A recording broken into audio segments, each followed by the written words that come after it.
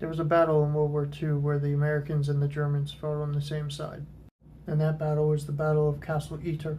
Castle Itter was around since the 13th century, but in the 1940s the Germans got a hold of it. In 1943 it came under the control of Dachau, and it was made a detention center for prisoners that had a high value as hostages. And prisoners at the time of the battle were mostly elderly Frenchmen who had positions of power in France, either before the fall of France or after Vichy France, and fell into disfavor with the Reich. And even a French tennis player and some Eastern European prisoners from Dachau were sent there as maintenance workers.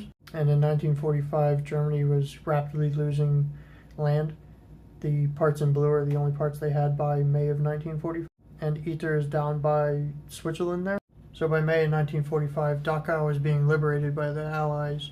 So the commandant falls back to Castle Itter, but his stay isn't that long because by May 2nd he deals with himself, let's say. On May 3rd, a Yugoslav handyman says that he's going to run errands to Itter, but in reality he's actually going to go look for Allied troops. So he heads to Virgil first, which is by the first E45 there by Itter, but that's currently controlled by German troops, so he bypasses it and goes all the way down to Innsbruck, which is 40 miles away.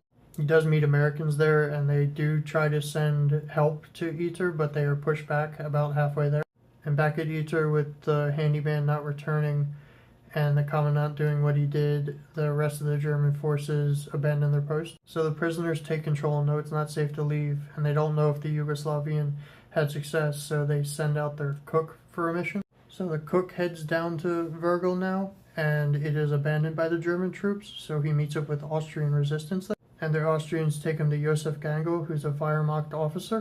He's with the Austrian resistance because he defied orders to retreat and chose to protect the people from the SS. And hearing the cook's story, he decided the only way to get help is to go get it himself. So they headed up north to Kufstein, where they ran into a U.S. armored unit. He surrendered to John C. Lee Jr.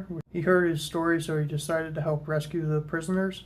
So he called for reinforcements and left with a detachment of tanks and men. So they make it back to Itter with one tank and 25 men, and the rest are in Virgil. The tank's placed at the main gate. In the early hours of the 5th of May, they're being tested by the SS that are surrounding them. Eventually the tank gets hit and taken out, so they have to fall back to the castle. During the fighting, Gangl is taken out, trying to protect the French Prime Minister from early in the war. Eventually they're running low, so the tennis player runs back to Virgil to get reinforcements. And shortly thereafter, reinforcements arrive and 100 SS surrender. The only person lost was Gangl, and all the VIPs survived.